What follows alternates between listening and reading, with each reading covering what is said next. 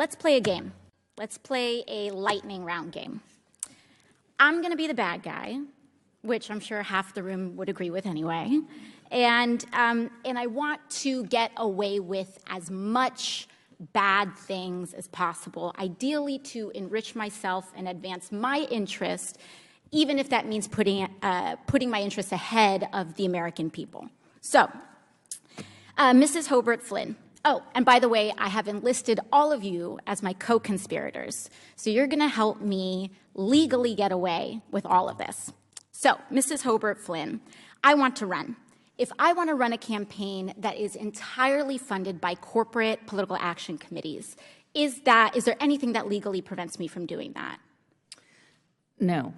Okay, so there's nothing stopping me from being entirely funded by corporate PACs, say from the fossil fuel industry, the healthcare industry, big pharma. I'm entirely 100% lobbyist PAC funded. Okay, so let's say I'm a really, really bad guy, and let's say I have some skeletons in my closet that I need to cover up so that I can get elected. Mr. Smith, is it true that you wrote this article, this opinion piece for the Washington Post entitled, "These payments to women were unseemly, that doesn't mean they were illegal"? Well, I can't see the piece, but I wrote a piece under that headline in the Post, so I assume that's right. Okay, great. So, green light for hush money. I can do all sorts of terrible things. It's totally legal right now for me to pay people off. And that is considered speech. That money is considered speech.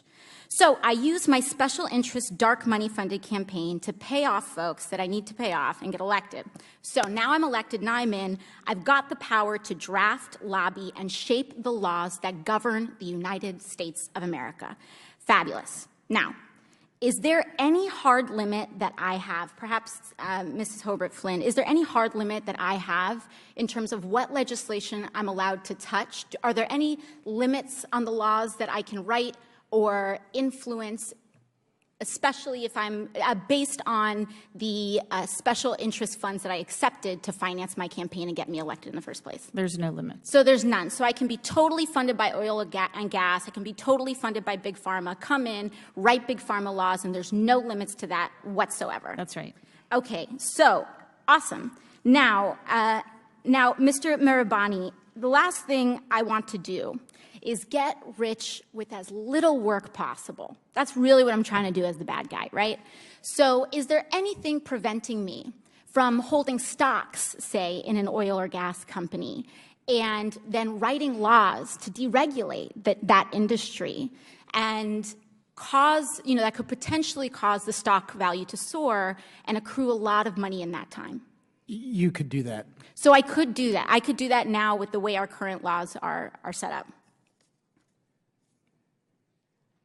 Yes? Yes. Okay, great.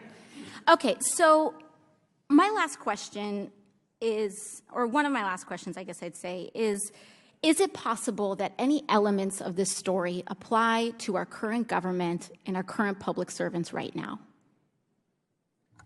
Yes. Yes. So we have a system that is fundamentally broken. We have these influences existing in this body, which means that these influences are here in this committee shaping the questions that are being asked of you all right now. Would you say that that's correct, Yes. Mr. Mirabani or Mr. Schaub? Yes. All right, so one last thing, Mr. Schaub. In relation to congressional oversight that we have, the limits that are placed on me as a congresswoman, compared to the executive branch and compared to, say, the President of the United States, would you say that Congress has the same sort of standard of accountability? Is there more teeth in that regulation in Congress on the President, or would you say it's about even, or more so on the federal? In terms of laws that apply to the President, yeah, there's just almost no laws at all that apply to the President. So I'm being held, and every person in this body is being held to a higher ethical standard than the President of the United States. That's right, because there are some ethics committee rules that apply to you. And it's already super legal, as we've seen, for me to be a pretty bad guy.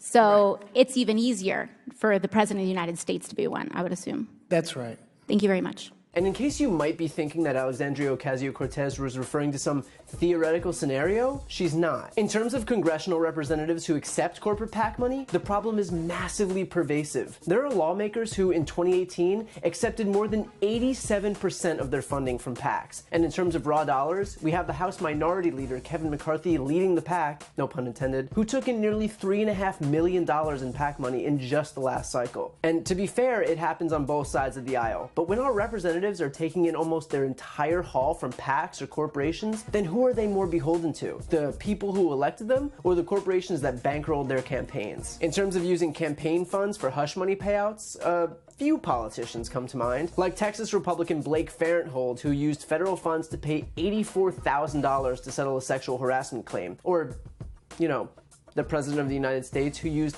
hundreds of thousands of dollars of campaign funds to pay out porn stars and models for affairs because the evangelicals wanted God back in the White House and Trump was definitely the guy for the job. I think they call that a porn-again Christian. In fact, NBC News reported that between 2008 and 2012, the Federal Office of Compliance has paid out over $115,000 to staffers who filed workplace sexual harassment claims while employed by a member of Congress. Now, I'm not saying that there's a congressional hush money slush fund for sexual misconduct, but there does seem to be a fund for keeping victims of sexual misconduct hushed.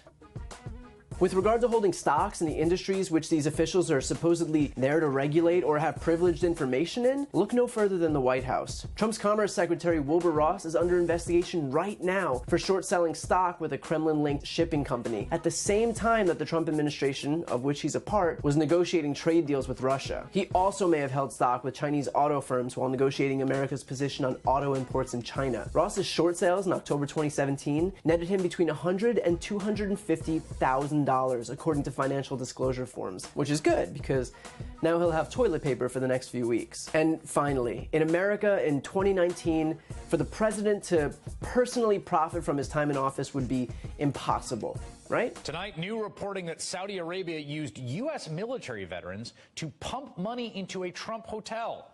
The Washington Post reports that lobbyists representing the Saudi government paid for an estimated 500 rooms at President Trump's D.C. hotel in the months after his election.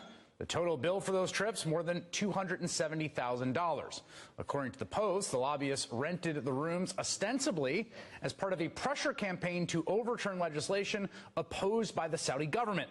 Well, if you believe that, then I have about 500 rooms to sell you. The point here is not to call out one party over the other. It's to establish rules of good governance. Because the system we have now is exactly why over 80% of Americans support legislation to eliminate corruption in our government. Now, when Republicans bash Ocasio-Cortez, the congresswoman championing these ideas, think about why they're trying to discredit her and whether they stand to gain anything from the system she's trying to expose.